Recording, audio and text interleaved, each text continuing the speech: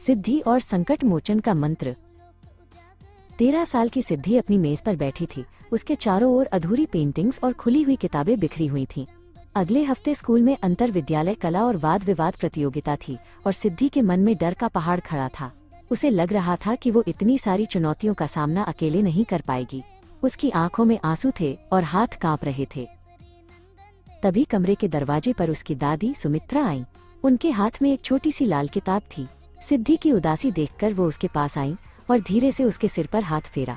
सुमित्रा ने कहा, सिद्धि, जब मन अशांत हो और रास्ता न सूझे तो हमें हनुमान जी की शरण लेनी चाहिए। वे केवल बलवान ही नहीं बल्कि बुद्धि और विद्या के सागर भी हैं। सुमित्रा ने हनुमान चालीसा खोली और एक चौपाई पढ़ी। बल बुद्धि विद्या देहु मोहि हरहु कलेस विकार। उन्होंने सिद्धि को समझाया कि हनुमान जी से हम 3 चीजें मांगते हैं: शरीर और मन का बल, सही निर्णय लेने की बुद्धि और अपने काम में निपुणता के लिए विद्या। सिद्धि ने ध्यान से उन शब्दों को सुना और उसे महसूस हुआ कि उसके डर के पीछे आत्मविश्वास की कमी थी। सुमित्रा ने बताया, जब लक्ष्मण जी के प्राण संकट में थे तब हनुमान जी ने हार नहीं मानी। उन्होंने अपनी शक्ति बल से पूरा द्रोणागिरी पर्वत उठा लिया।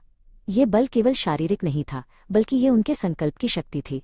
सिद्धि ने कल्पना की कि कैसे कोई इतनी बड़ी बाधा को इतनी सहजता से उठा सकता है। लेकिन सिद्धि सुमित्रा ने आगे कहा, सिर्फ ताकत काफी नहीं होती, हनुमान जी की बुद्धि देखो। जब सुरसा ने उनका रास्ता रोका तो उन्होंने लड़ने के बजाय अपनी बुद्धि का इस्तेमाल किया। वे कभी बड़े हुए तो कभी इतने छोटे कि उसके मुंह से होकर वापस आ गए। बुद्धि हमें सिखाती है कि हर समस्या का समाधान लड़ाई नहीं बल्कि समझदारी है।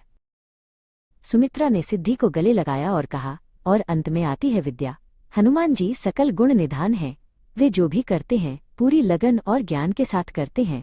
तुम्हारी कला और तुम्हारी पढ़ाई तुम्हारी विद्या है। इसे भक्ति समझकर करो। दादी की बातों ने सिद्धि के अंदर एक नई ऊर्जा भर दी। उसने अपनी बिखरी हुई चीजों को समेटना शुरू किया। प्रतियोगिता का दिन आ गया। हॉल बच्चों और शिक्षकों से भरा हुआ था। मंच पर जाने से पहले सिद्धि के पैर एक पल के लिए डगमगाए। उसकी टीचर दीपा ने उसके पास आकर कहा, सिद्धि, तुम बहुत प्रतिभाशाली हो, बस खुद पर भरोसा रखो।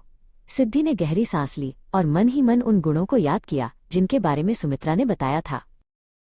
सिद्धि ने अपनी आंखें बंद की और हनुमान जी के शांत रूप का ध्यान किया। उसने महसूस किया कि उसका डर धीरे धीरे कम हो रहा है और उसकी जगह एक आंतरिक बल ले रहा है। उसने खुद से कहा कि उसे परिणाम की चिंता नहीं करनी है, बस अपनी पूरी विद्या और बुद्धि का उपयोग करना है। जब वाद विवाद प्रतियोगिता शुरू हुई, सिद्धि मंच पर पहुंची। उसने अपनी बुद्धि का प्रयोग करते हुए तर्कों को स्पष्ट रूप से रखा और अपने बल यानी आत्मविश्वास के साथ अपनी बात कही। कला प्रतियोगिता में उसकी उंगलियां कागज पर ऐसे चलीं जैसे उनमें कोई